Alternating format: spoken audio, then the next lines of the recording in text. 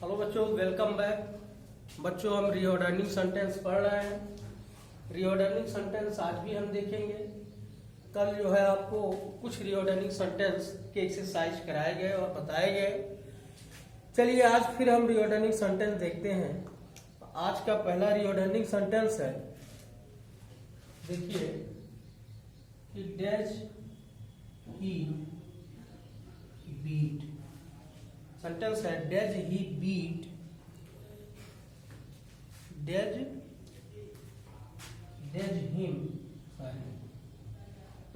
Him beat. ठीक, इसके बाद है does him beat not his mother, not his mother. ठीक, तो देखिए बच्चों, आपको बताया है कि रीऑर्डरिंग का मतलब होता है कि शब्द को वाक्य में क्रम से लिखना। वाक्य में जो शब्द आगे पीछे दिए जाते हैं, यानी रीऑर्डरिंग का मतलब होता है कि आपको उसमें ना तो कुछ जोड़ना है और ना तो कुछ हटाना है। उसमें करना यही है कि जो शब्द आगे पीछे हैं उनको क्रम से हमें पूरा करना है, क्रम से लिखना है। उसी को रीऑर्डरिंग कहते हैं। आपको बताए थे कि इसके लिए किताबों में दिया हुआ है सब्जेक्ट प्रेडिकेट, थोड़ा सा पढ़ लीजिए और इसको देखिए, करते रहिए। तो यहाँ वाक्य पहला है कि does him beat not his mother.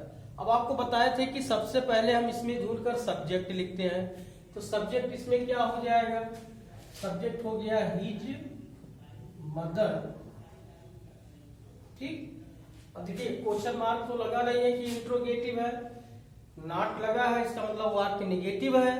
तो निगेटिव है तो सहायक क्रिया ढूंढिए। सहायक क्रिया इसमें मिल गया आपको डैज, और डैज के साथ लगा दिए नॉट। तो यह हिज मदर डैज नॉट। ठीक है, इसके बाद आपको बताया है कि हेल्पिंग वर्ब के बाद आपको लिखना होता है मेन वर्ब। तो देखिए मेन वर्ब इसमें क्या है? तो मेन वर्ब है इसमें बीट, तो हमने लिख दिया बीट। ठीक है, तो हिज मदर डैज नॉट बीट और ऑब्जेक्ट हो गया हिम।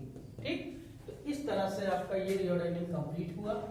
चलिए दूसरा देखते हैं। दूसरा है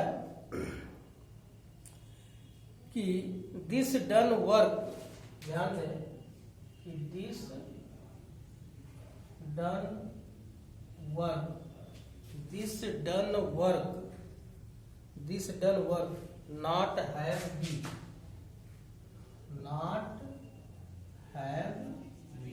ठीक, तो चलिए इसका भी रीऑर्डरिंग करते हैं, क्रम से इसको लिखते हैं। वाक्य में जो शब्द दिए हुए हैं उसको कह रहा है कि this done work not have we. ठीक, तो इसमें पहला देखिए हमको ढूंढना है सब्जेक्ट। सब्जेक्ट इसमें क्या है? तो सब्जेक्ट देखिए आपका क्या है? वी। तो हमने लिख दिया वी। वी के बाद आपको बताए कि क्वेश्चन मार्क नहीं है, इसका नॉट का प्रयोग है, यानी वाक्य निगेटिव है। तो निगेटिव बनाने के लिए आप सहायक क्रिया के साथ नॉट का प्रयोग करेंगे। तो सहायक क्रिया इसमें है हैव, तो हो गया वी हैव, और निगेटिव है तो नॉट। ठीक है, अब आपको पता है कि हैव लगा है तो मेन वर्ब का फॉर्म इसके बाद लिखना है, लेकिन हैव लगा है तो मेन वर्ब की थर्ड फॉर्म का प्रयोग करना होता है। तो देखिए डू का थर्ड फॉर्म यहाँ दिया है डन, तो हो गया डन। तो वी हैव नॉट डन। ठीक है, उसके बाद दिस वर्क, दिस वर्क।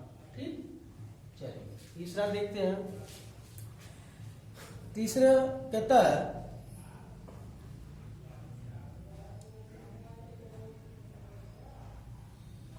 कि हिज वर्क गॉट एट, ध्यान दे, his work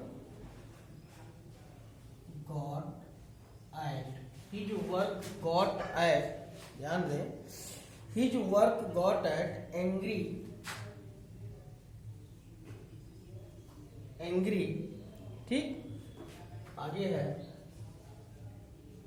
the teacher, the teacher. देखिए वाक्य है his work got at angry the teacher. तो देखिए सब्जेक्ट ढूंढते हैं। सब्जेक्ट इसमें है द टीचर।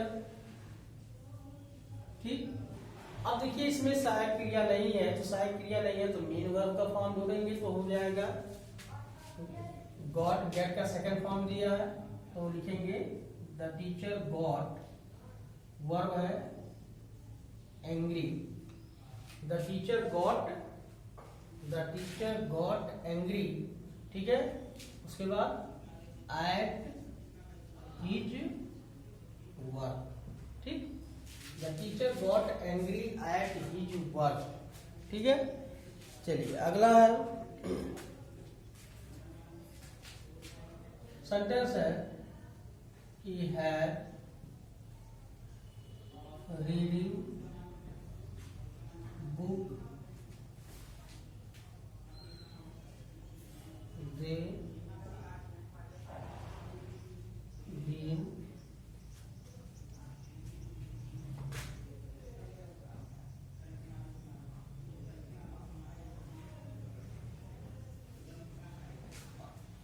देखिए वाक्य है लिखा हुआ have reading book they been the 2 hours for, ठीक।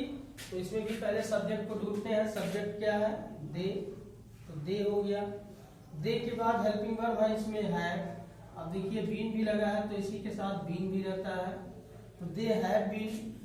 हेल्पिंग वर्ब के बाद फिर आपको मेन वर्ब लिखना है, तो मेन वर्ब है रीड, आईएनजी जुड़ा है, रीडिंग, तो हो गया दे हैव बीन रीडिंग, ठीक है, they have been reading the book, ठीक। अब इसमें देखिए फॉर दिया हुआ समय के लिए यहाँ लिखते हैं समय से पहले फॉर, ठीक, और फॉर है 2 hours, 2 hours, ठीक। तो इस तरह से आप लोग इसका कीजिए। अगला वाक्य है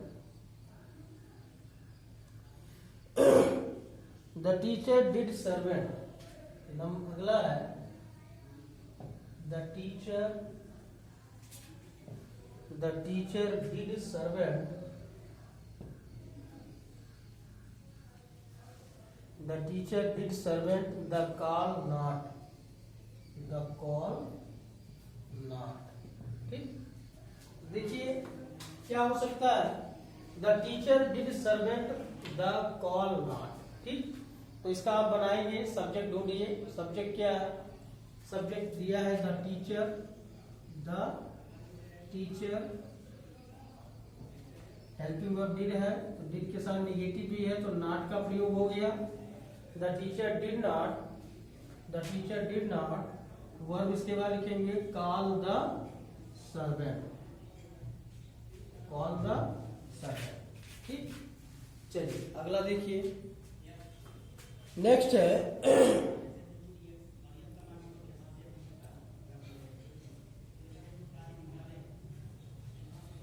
कि वेरी लव्ड फ्रीडम, ध्यान दें कि वेरी लव्ड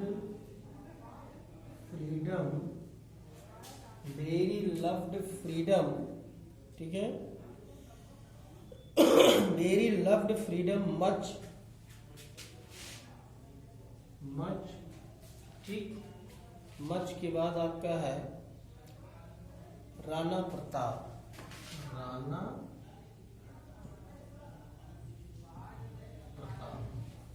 ठीक, राणा प्रताप। अब यहां देखिए कहता है very loved freedom much Rana Pratap, ठीक है। अब इसमें आप सब्जेक्ट को ढूंढेंगे। सब्जेक्ट आपका है राणा प्रताप, हमने लिख दिया राणा प्रताप, ठीक। तो हो गया राणा प्रताप। हेल्पिंग वर्ब तो इसमें है नहीं, हेल्पिंग वर्ब नहीं है तो आपको मेन वर्ब ढूंढना है। तो मेन वर्ब का यहाँ देखिए फॉर्म लिखा हुआ है, सेकंड फॉर्म यानी लव्ड, तो हो गया राणा प्रताप लव्ड, ठीक, ठीक है। अब कहता है राणा प्रताप पसंद करते थे, राणा प्रताप लव्ड क्या चीज? फ्रीडम, क्या बच्चा? फ्रीडम, फ्रीडम माने आजादी, फ्रीडम, ठीक है। कैसा? वेरी मच माने बहुत अधिक, ठीक है। तो इस तरह से इन सेंटेंसेस को आप देखिए और नोट भी करते रहिए और इसको आप करने की कोशिश कीजिए कि किस तरह से ये वाक्य आपका कंप्लीट किया जा सकता है, और जो है प्रैक्टिस से आप इसे ज्यादा से ज्यादा सीख सकते हैं। तो चलिए अगला देखते हैं।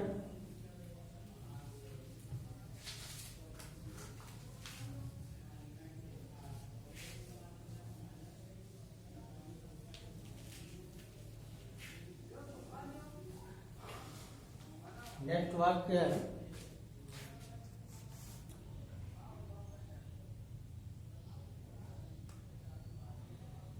अगला वाक्य है food for cooks us. Food for cooks us. Food for cook us. Food for cook us. ठीक, फूड फॉर कुकस। और लास्ट में दिया है the servant. The servant.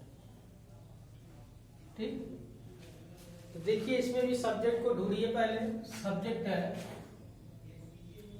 Subject है द सर्वेंट। The servant. ठीक, सब्जेक्ट क्या हो गया? The servant. ठीक, अब द सर्वेंट के बाद ये कुक्स है। ठीक है, द सर्वेंट के बाद हेल्पिंग वर्ब नहीं है तो मेन वर्ब लिखना है। तो मेन वर्ब इसमें क्या है? कुक्स। यानी नौकर क्या करता है? पकाता है। क्या पकाता है? The servant कुक्स। ठीक है, फूड। कुक्स फूड किसके लिए? फॉर अस, हमारे लिए। ठीक है, चलिए अगला देखते हैं। विद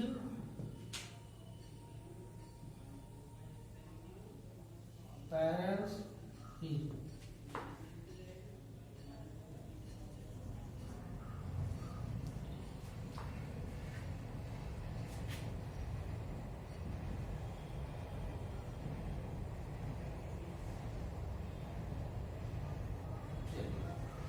देखिए नेक्स्ट वाक्य है कि with parents his went he to Delhi study. ठीक है, तो इसमें भी देखिए सब्जेक्ट आप ढूंढिए। सब्जेक्ट क्या है? सब्जेक्ट है ही। वर्ब इसके बाद दिया नहीं है। हेल्पिंग वर्ब को आप मेन वर्ब लिखेंगे तो हो जाएगा ही वेंट टू। वह गया। कहाँ गया? He went to Delhi. ठीक है, कैसे गया? तो गया विद हिज पेरेंट्स। कब गया? स्टडी, कल गया। ठीक है, चलिए अगला वाक्य है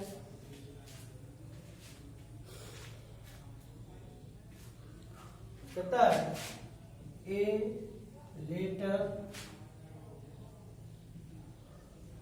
rights. A letter writes me.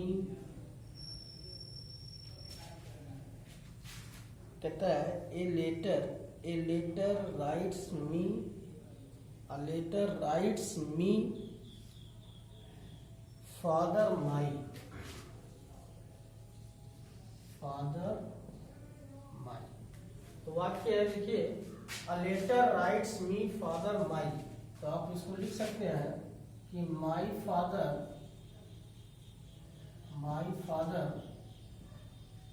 Rights me a letter. ठीक, नेक्स्ट वाक्य है अगला वाक्य है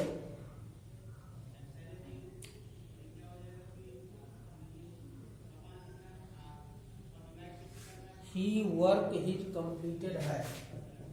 he work his completed. He work his completed has. ठीक है, इसका आप बना सकते हैं कि he has completed his work. he has completed his work। ठीक है। नेक्स्ट वाक्य,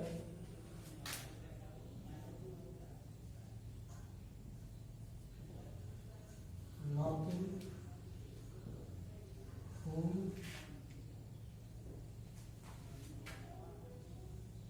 at door is।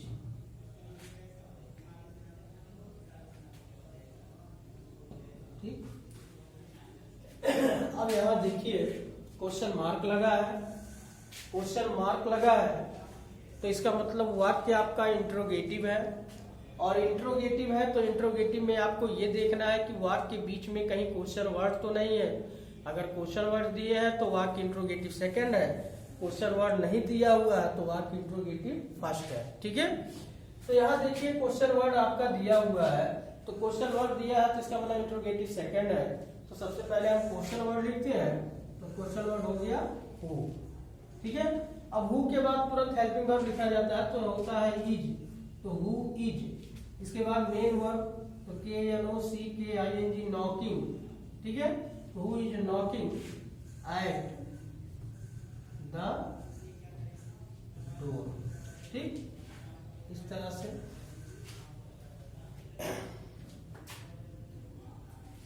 अगला है कि योर लेसन डू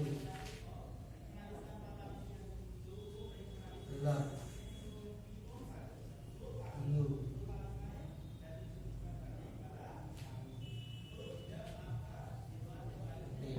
ठीक, यहाँ भी देखिए क्वेश्चन मार्क लगा है, इसका आप बना सकते हैं इंट्रोगेटिव में। देखिए इसमें क्वेश्चन वर्ड नहीं है तो सहायक क्रिया पहले लिखना है, इंट्रोगेटिव फर्स्ट है। आप लिख सकते हैं इसका कि do you learn your lesson daily. ठीक है। तो इस तरह से बच्चों आप इसको एक्सरसाइज जो कराए जा रहे हैं, ये सब जो बताए जा रहे हैं, इनको आप नोट करते रहिए, और बुक किताबों में जो एक्सरसाइज दिए गए हैं, ठीक है, उन्हें आप करते रहिए, ताकि रीलर्निंग जो है प्रैक्टिस के जरिए आपको पूरी तरह से समझ में आ जाए और अच्छी तरह से आप उसे कंप्लीट कर लें। ठीक है। धन्यवाद।